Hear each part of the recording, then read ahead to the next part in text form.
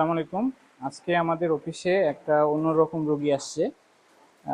এর কি হয়েছিল সমস্যা? সমস্যা তো হুক হুক বাজারে বাচ্চা বাইর করছে, বাইর করার পরে একটু ঘাড় মতো দেখা যাচ্ছে, ঘাড় মতো দেখা যাচ্ছে পর তারপরে একটা লোকে এনডিতে বলছি, তারপরে এনডিতে পর সাথে সাথে ধুইয়া ফেলাইছে। আচ্ছা, এটা হচ্ছে নিয়ে আসেন।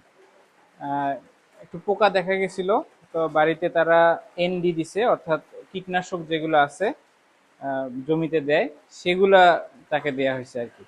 তো দেওয়ার পর থেকে মোটামুটি সে খাওয়া দাওয়া বন্ধ করছে, এবং দেওয়ার পরে অবশ্য সেটা মুছে ফেলে দেওয়া হয়েছিল, হ্যাঁ, তাই না? সাথে সাথে। মুছে ফেলে দেওয়া হয়েছিল।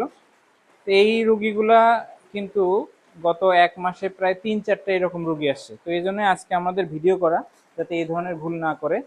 কীটনাশক হচ্ছে একটা বিষাক্ত একটা বিষয়। সেটা যদি আমরা নর্মালি, সে যদি কোনো চাটে তাহলেই কিন্তু তার সমস্যা হয়ে যায়। তো এখানে ঘা হয়েছে, তার মানে সেখানে কিন্তু মাংস অলরেডি রক্তের সাথে বাইরে চলে আসছে।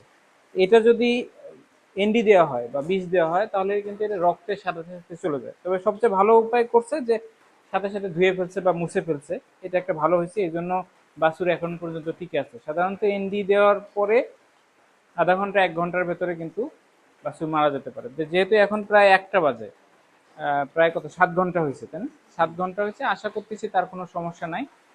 তো এই ধরনের ক্ষেত্রে আপনারা সচেতন থাকবেন যে যদি কোনো পোকা হয়, তাহলে পোকা দেওয়ার জন্য আমাদের এখানে ঔষধ আছে, ড্রপ আছে, ইনজেকশন আছে, সেগুলো আমরা দিব। কিন্তু বাইরে থেকে কোনো প্রকার কোনো কীটনাশক যাতে আমরা না দিই।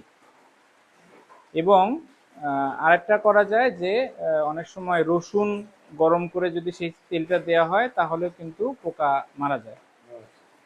ঠিক আছে? তো এগুলো আপনারা করবেন ভবিষ্যতে, এই ধরনের যাতে ভুল না হয়। হ্যাঁ, ঠিক আছে, ধন্যবাদ।